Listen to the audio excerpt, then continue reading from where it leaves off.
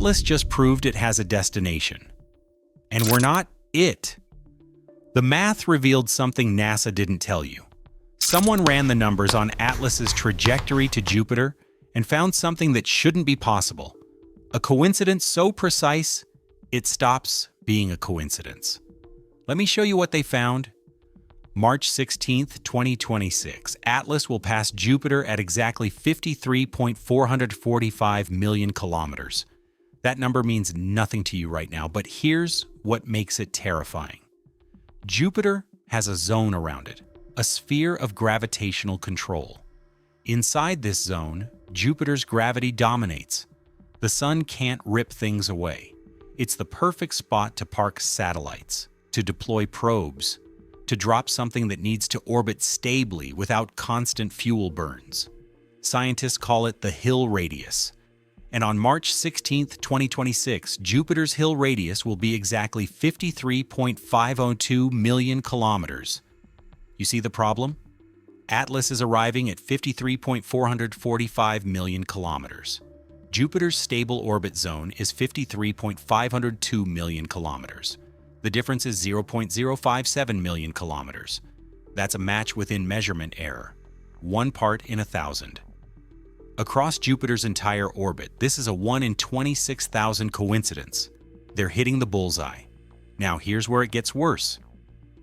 NASA tracks Atlas using data from 230 observatories worldwide.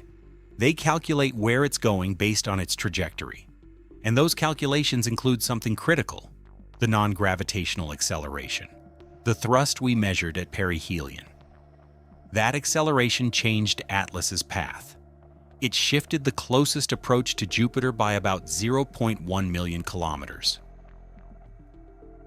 Without that course correction, Atlas would have missed Jupiter's gravitational zone. It would have flown past too far out. But with that precisely measured thrust at perihelion, it arrives exactly at the boundary where deployed objects can orbit. The acceleration was exactly what was needed. Not more, not less. Just enough to thread the needle into Jupiter's zone of control. They fired thrusters at perihelion, hidden behind the sun where we couldn't see, at the perfect moment when the sun's gravity gives maximum assist, and they corrected course with surgical precision. If Atlas is deploying probes, Jupiter is the target. Not Earth, not Mars, Jupiter. And it makes sense. Think about it.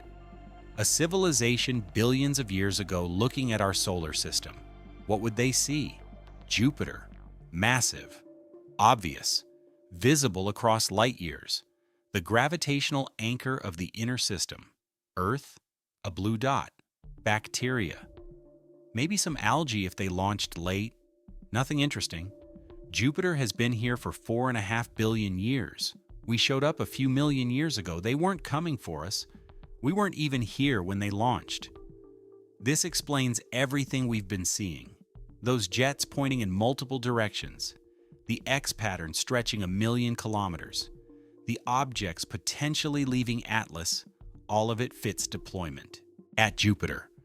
Any mini-probes released at this distance would be moving at almost 66 kilometers per second relative to Jupiter. Way too fast to just drop into orbit.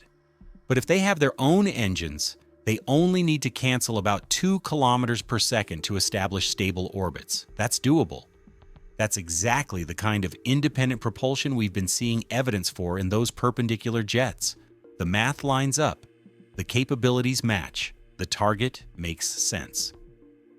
March 16th, 2026, that's the test date. NASA's Juno spacecraft is orbiting Jupiter right now.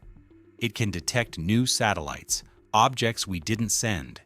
If Juno finds something after Atlas passes, if new objects appear orbiting Jupiter that trace back to Atlas's trajectory, that's not speculation anymore. That's confirmation, physical proof of deployment. We'd know the entire mission was designed around this moment.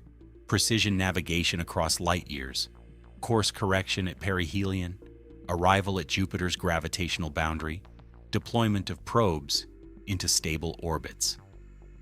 Here's the uncomfortable part. If Atlas drops technology at Jupiter and not Earth, We're not the main attraction. We're bystanders. The opening act nobody paid attention to. Jupiter was the target all along, the biggest planet, the most obvious landmark, the destination worth sending a 5-kilometer mothership across interstellar space. We're not at the center of the solar system, and apparently we're not at the center of attention from our cosmic neighborhood either. The course correction was perfect. The timing was optimal.